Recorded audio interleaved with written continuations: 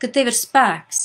Mums ir spēks mainīt savas attiecības, mums ir spēks mainīt savu dzīvi, uzlabot attiecības, uzlabot dzīvi, radīt savu dzīvi. Ja kaut kādā punktā mēs esam nonākuši un sapratuši, ka es neesmu īsti bijusi valdniece savā dzīvē, es esmu vairāk sekojusi kaut kam, darījusi, kas ir jādara, un visu laiku bijis atkarīgi no kāda cita lēmumiem, uzskatiem, iespējām, no tā, ko man dzīve dod, kad kaut kādā punktā mēs saprotam, ka nē, neskatoties ne uz ko, kādos apstākļos esmu ienākusi, kaut kad es varu pieņemt lēmumu, sākt savu dzīvi, radīt pati.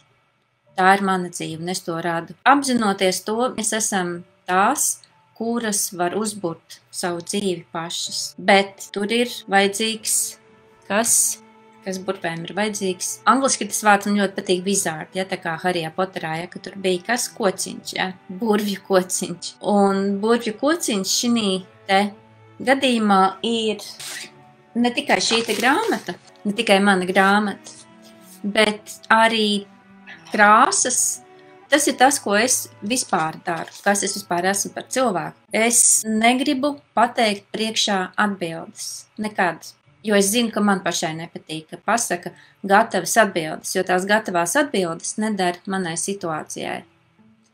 Un tas, ko es esmu, pie kā vairākus gadu desmitus strādājusi, lai es atklātu, es domāju, ka tanī momentā, kad es sapratīšu, kā es šīs atbildes varu iegūt, tad es viņas pastāstīšu citām. Tas bija mans nodoms, man apņemšanās, un to es izdarīju. Tā kā visas manas programmas ir par to, lai tu kļūtu savas dzīves radītāji, lai tu varētu labāk saprast, kā pašai atrast atbildes, kā izdomāt, ko tagad darīt. Jo tad, kad tikko beigsies tas kurs, lai tu vari turpināt darīt to pašu sistemātiski, bez bailēm, bez nedrošības, lai tev ir šī pārliecība, ka es zinu, ko darīt. Es zinu, kā dabūt atbildi. Es zinu, kā to un to izdarīt. Ka tas ir tas treniņš, kas ir arī šīs te grāmatas ideja. Ka tajā grāmatā nav rakstīts, ka pareizi ir, ka vīrs rīkojas tā, pareizi ir, ka sieva rīkojas tā, 10 veidi, kā sievietē labāk patikt vīrietim, 5 veidi, kā vīram būtu jāizturas pret sievieti. Ja? Nav tur kaut ko tam līdzīgi, jūs no manis nekad nedzirdēsiet. Jo manā uztverē tas viss ir reklāma un kāda cilvēka biznesa, lai tu uzklikšķinātu un uzzinātu, kādi tad ir tie veidi. Nē, nav tādi veidi. Tas veids, kādā veidā ir labas attiecības, ir. Kas ir vispār attiecības, tu padomāji? Tās ir par pašsajūtu. Tā principā ir pašsajūta. Un tā tad, ja ir pašsajūta, tad no kurienes nāk pašsajūta? Jā, otrs cilvēks var kaut ko izdarīt, viņš kaut ko var pateikt, var neizdarīt, var nepateikt, kaut ko, ja kaut kādā veidā tas otrs cilvēks ir iesaistīts, ja tur tās ir attiecības. Bet pašsajūta, kā es par to jūtos, nāk no manis.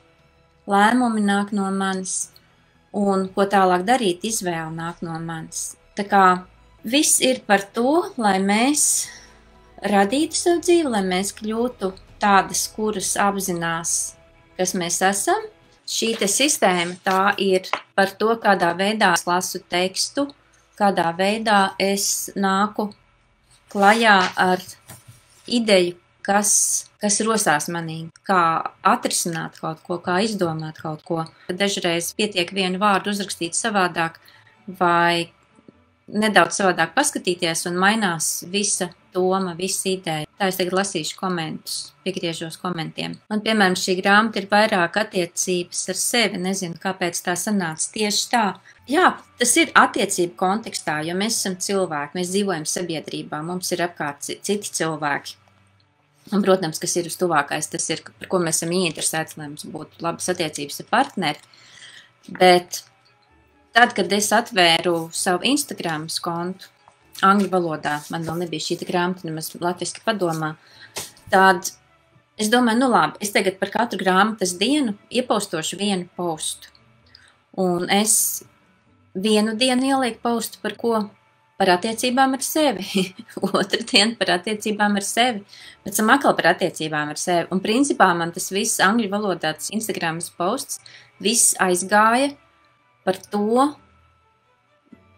pirmo dienu, ja grāmatas pirmo dienu. visu laiku nemitīgi, un es tā arī netiku ārā no tā, un tad, balstoties uz tā bāzes, tad arī man sanāca izveidot programmu savas dzīves mākslinieci, jo tāpēc atkal tas ir par mani, mana dzīve ir par mani. Nav nekas galvenāks manā dzīvē kā es un atbildīgs. Tā esmu es.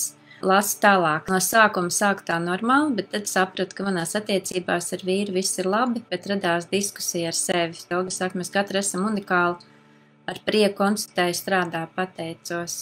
Kristīna, laikam tāpēc, ka man ir pieredze, ilgi esmu daudz ar attiecībām strādājusi. Tad tur lieta ir tā, ka mēs nekad nevaram visu izstrādāt. Tāda ir dzīve, un tāpēc mēs esam šeit, pasaulē, vienkārši, ka mums pastāvīgi ir ko darboties. Un ko tas nozīmē strādāt? Tas nozīmē, ka mēs augam.